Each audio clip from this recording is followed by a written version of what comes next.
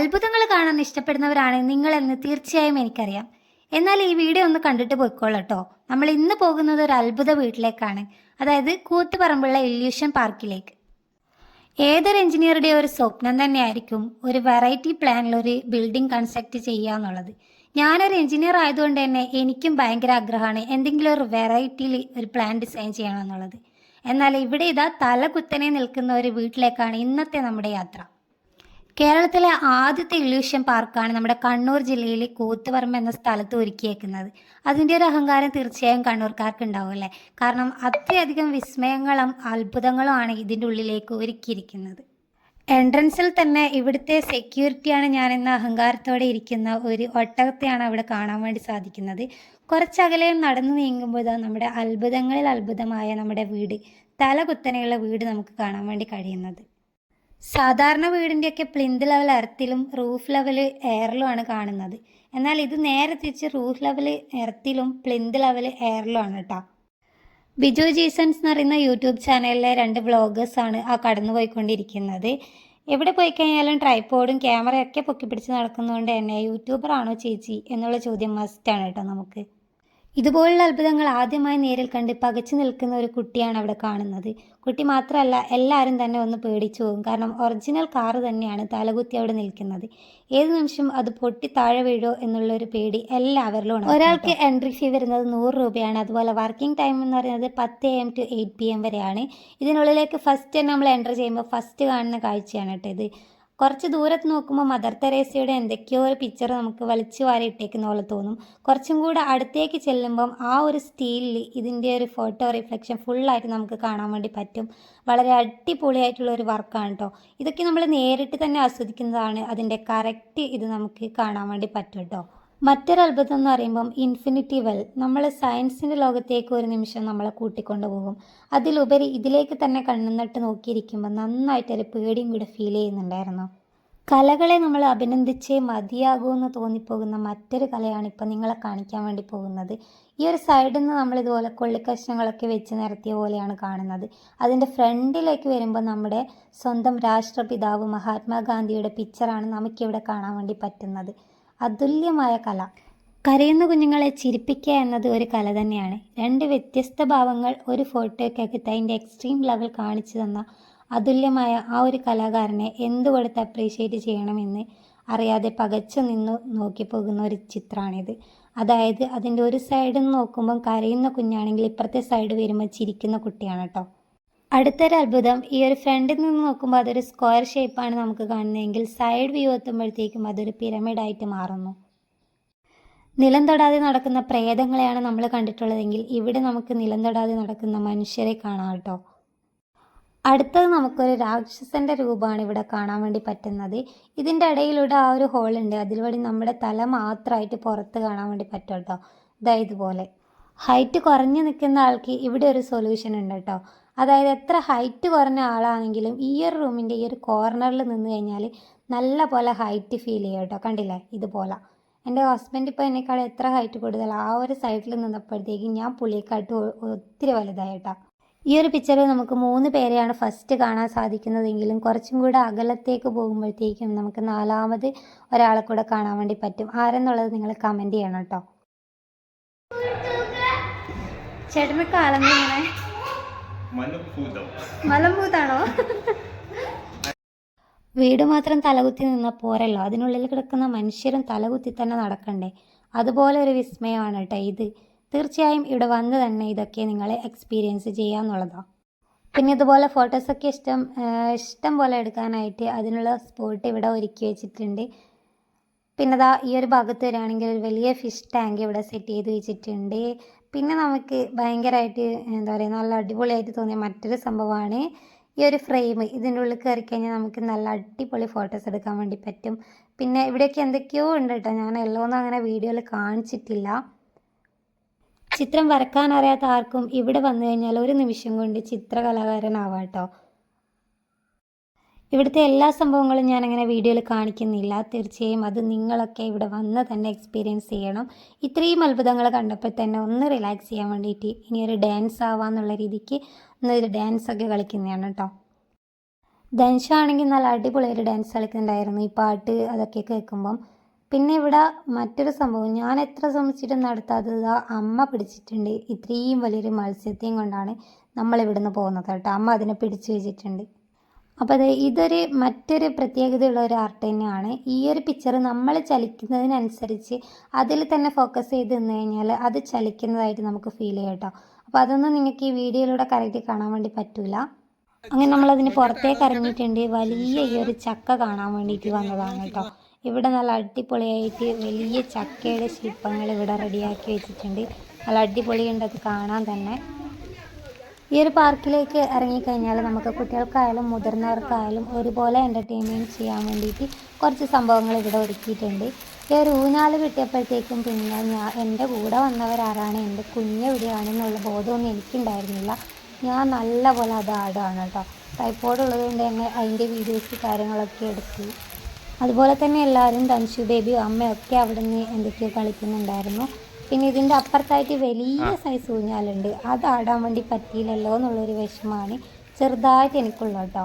കുറച്ച് കഴിഞ്ഞപ്പോഴത്തേക്കും ആ ഒരു വിഷമം കൂടി ഞാൻ തീർത്തിട്ടുണ്ട്. കണ്ടില്ല, എൻ്റെ ആട്ടം കണ്ടാൽ നിങ്ങൾക്ക് മനസ്സിലായില്ലേ, ഞാൻ ഭയങ്കരമായിട്ട് എൻജോയ് ചെയ്യുന്നുണ്ട്.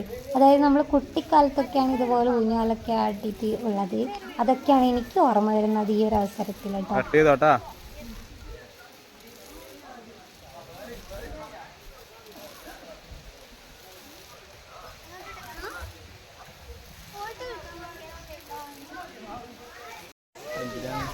അപ്പോൾ ഈ ഒരു ഊഞ്ഞാലാടാൻ വേണ്ടിയിട്ട് തന്നെ കുറച്ചധികം പേര് അവിടെ വെയിറ്റ് ചെയ്യുന്നുണ്ടായിരുന്നു.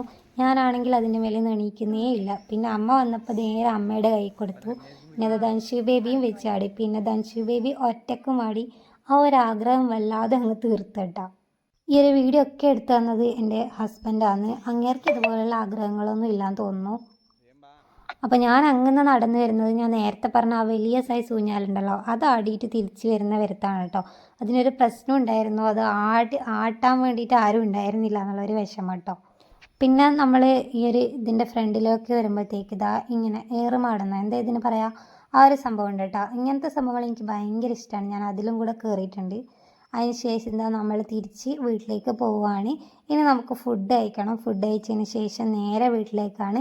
അത് കഴിഞ്ഞാണ് നമ്മൾ വീട്ടിൽ നിന്ന് കേക്ക് കട്ടിങ് കാര്യങ്ങളൊക്കെ. അപ്പോൾ ഇനി നമ്മുടെ നല്ലൊരു ഫുഡ് സ്പോട്ട് തപ്പിയിട്ടാണ് നടക്കുന്നത്. കുറേ അധികം നടന്നു കണ്ടില്ല കേട്ടോ, നല്ലൊരു എവിടെയും കണ്ടില്ല. പിന്നെ അവസാനം കിട്ടിയ ഒന്നാണ് ഹോട്ടൽ മീൽ ഹൗസ് എന്ന് പറഞ്ഞിട്ട്. അപ്പോൾ അവിടത്തേക്ക് കയറി. ഇവിടെ കയറിയിരുന്നില്ല ചിലപ്പോൾ നഷ്ടമാണ് എന്ന് തോന്നിപ്പോകുന്നത്. അത്രയും നല്ല ഫുഡായിരുന്നു കേട്ടോ. നല്ല അടിപൊളി ടേസ്റ്റാണ്. ഇവിടെ അമ്മയും ഹസ്ബൻഡും ചോറാണ് ഓർഡർ ചെയ്തിട്ടുണ്ടായത്. ഞാൻ സിംഗിൾ ബിരിയാണിയാണ് കേട്ടോ. രണ്ടും നല്ല അടിപൊളിയാണ്. പായസവും കൂടി ഉണ്ടായിരുന്നു. പായസവും നല്ല അടിപൊളി പായസമായിരുന്നു. അപ്പോൾ ഇതിനിടയിൽ ചെറിയൊരു വിഷമം എന്ന് പറയുമ്പോൾ ധനുഷു ബേബി ഉറങ്ങിപ്പോയിട്ടുണ്ടായിരുന്നു. കാര്യമായിട്ട് ഇന്ന് അങ്ങനെ ഒന്നും കഴിച്ചതുമില്ല. അപ്പോൾ ആൾ എന്ത് വിളിച്ചിട്ട് അവൻ എണീച്ചിട്ടുണ്ടായിരുന്നില്ല കേട്ടോ. കണ്ടില്ല, ആ ഒരു ബിരിയാണി കാണാൻ തന്നെ നല്ലൊരു രസമുണ്ട്. അതുപോലെ തന്നെയാണ് കേട്ടോ അതിൻ്റെ ടേസ്റ്റും. Super food. ഇവിടെയൊക്കെ കയറണം എന്ന് ആഗ്രഹിക്കുന്നവർ ഈ വീഡിയോ കാണണമെങ്കിൽ തീർച്ചയായും ഒന്ന് കയറി ട്രൈ ചെയ്ത് നോക്കാം കേട്ടോ. കണ്ടപ്പോൾ അവൻ്റെ മോൻ ഉറങ്ങിപ്പോയിട്ടുണ്ടായിരുന്നു.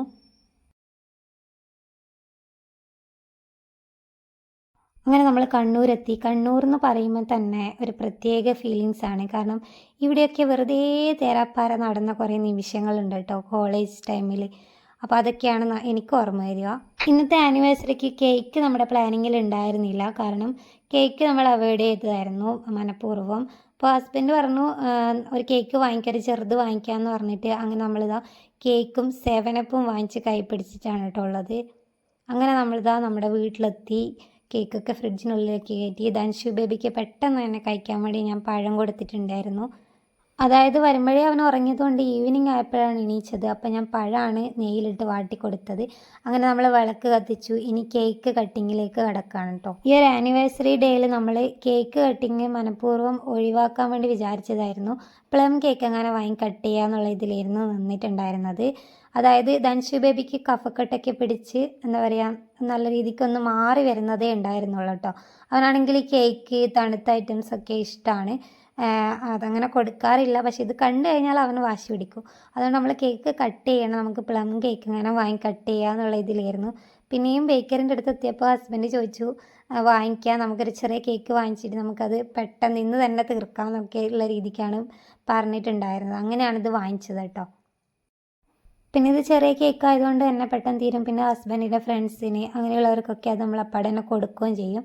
അപ്പോൾ എന്തായാലും ബാലൻസ് വരത്തില്ല. അതുകൊണ്ട് ധൻഷു ബേബീനെ പിന്നെ ഇപ്രാവശ്യം ഇവന്ന് വെച്ച് കഴിഞ്ഞാൽ അങ്ങനെ കേക്ക് അങ്ങനെ കഴിച്ചില്ല. നമ്മളൊരു ചെറിയ പീസ് കൊടുത്തു, എന്നാൽ കൂടി അതങ്ങനെ കഴിച്ചിട്ടും ഉണ്ടായിരുന്നില്ല ഫുള്ളായിട്ട് കേട്ടോ.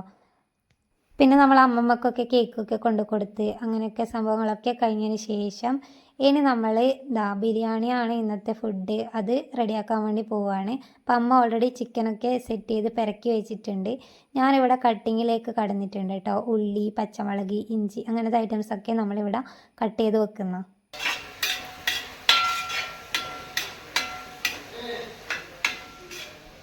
അതെല്ലാം റെഡിയാക്കി നമ്മൾ അടുപ്പത്തിട്ട് നമ്മൾ ഇഞ്ചിയും വെളുത്തുള്ളിയും പച്ചമുളകും കൂടെ ഇവിടെ പൊടിച്ച് വെച്ചിട്ടുണ്ട്.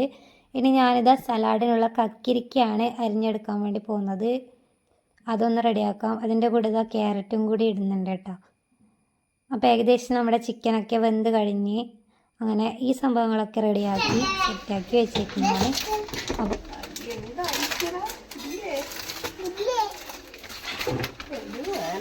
വിശ്വാസം ഒന്നും കൊണ്ടുവന്നിട്ട് നമ്മൾ തേച്ച് വെച്ചിട്ടില്ലല്ലോ. ഉപ്പില്ലാത്ത കഞ്ഞി പോലെ അരിയില്ലാത്ത ബിരിയാണി എന്ന് പറയേണ്ടി വരുമോ എന്നാണെന്ന് നമ്മുടെ ഡൗട്ട്. അതായത് ചിക്കനൊക്കെ വാങ്ങിച്ച് അതൊക്കെ വേവിച്ച് വെച്ചപ്പോഴത്തേക്കാണ് അരി ഉണ്ടോ എന്നുള്ള കാര്യം ഓർമ്മ വന്നത് കേട്ടോ. അങ്ങനെ അത് പെട്ടെന്ന് നോക്കി, ഭാഗ്യത്തിന് അരിയൊക്കെ ഉണ്ടായിരുന്നു. അപ്പോൾ ബിരിയാണിയൊക്കെ നമ്മൾ സെറ്റാക്കി. ഇനി സെറ്റ് ചെയ്യുന്ന ആളും കൂടെ വന്നിട്ടുണ്ട്. ഇനി ഇതൊക്കെ സെറ്റ് ചെയ്തതിന് ശേഷം കഴിക്കാമെന്നുള്ളതാണ് കേട്ടോ. അങ്ങനെയാണെങ്കിൽ ഇന്നത്തെ ഡേ പൂർണ്ണമായിരിക്കുന്നു. ഇന്ന് ആരുടെ എപ്പിറ്റ് എന്റെതാ? ഇന്ന് നമ്മൾ വെഡിങ് ആനിവേഴ്സറി അല്ലേ? ദച്ചുൻ്റെ എപ്പിറ്റ് ചെയ്യുമോ?